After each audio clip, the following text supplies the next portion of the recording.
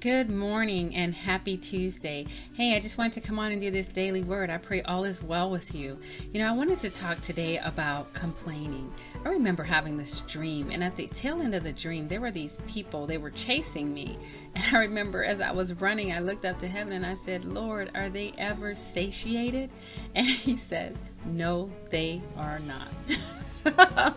Sometimes I just stop and I say, Lord, just forgive me for never being satisfied. Sometimes I pray for things, and then as soon as I get it, I start complaining about it. And so, you know what? We have to be intentional about not being grumblers and complainers.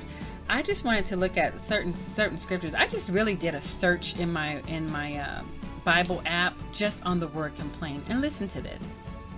And it says in Matthew 20:11, and when they had received it, they complained against the landowner.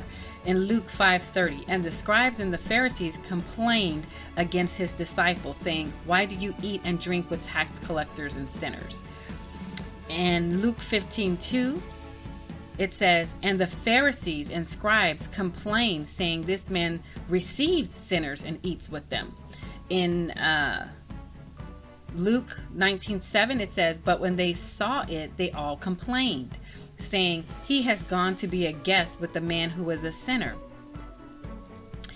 John 6:41, the Jews then complained about him because he said, I am the bread that came down from heaven. John 7:12, and there was much complaining among the people concerning him. Some said he is good. Others said, no, on the contrary, he deceives the people. So, and it goes on and on and on and on. And what we have to realize is just like these Pharisees and scribes, and Sadducees, they didn't realize they were complaining against God. They were complaining against God. The very ones that they said that was their father, they were complaining against. And it's the same with us. When we're complaining, a lot of times we're complaining against God.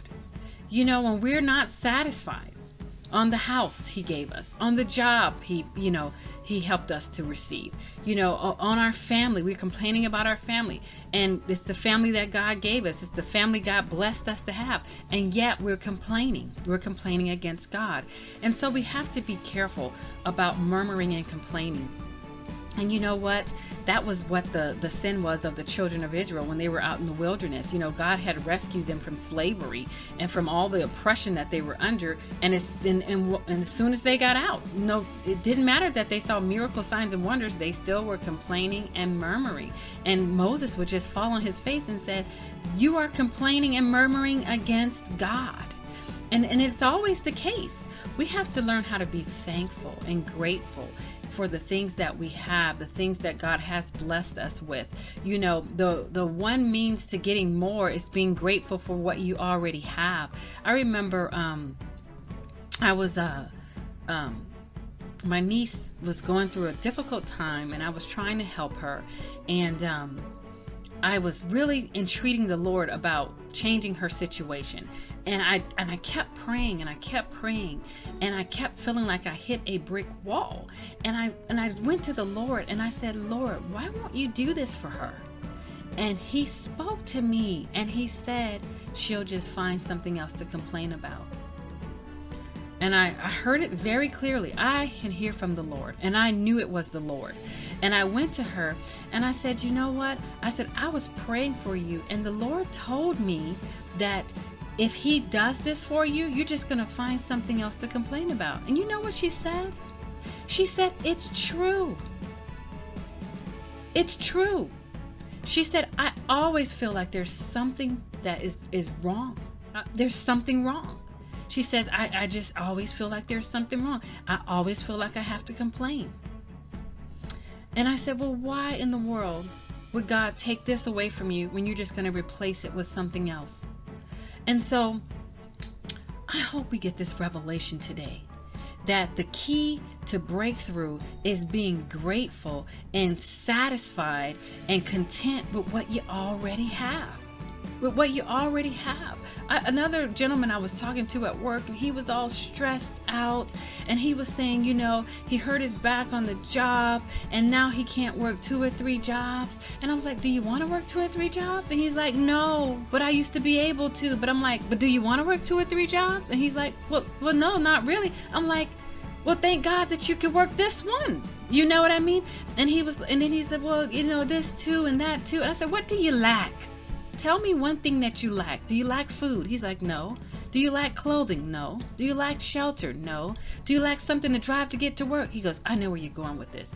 You lack no good thing. And we have to just remember that God has done mighty things for us, and telling him too, man of God, your family, they are looking at you to see if all is well. They are looking at you to be at peace so that they could be at peace. And you know what he said to me? He said to me, you're right. When I'm good, he says my family's good. If I'm upset, he's like, my family is totally just everybody. My wife, everybody is just like stressed out. And I said, so you lead the course. And when they start to stress, you tell them all is well. When you start to stress, you tell yourself all is well. In Jesus' name, declare it, believe it, receive it in Jesus' name. Stop complaining and be grateful. I pray that something I said this morning meant something to someone. God bless you, and in Jesus' name, have a wonderful day.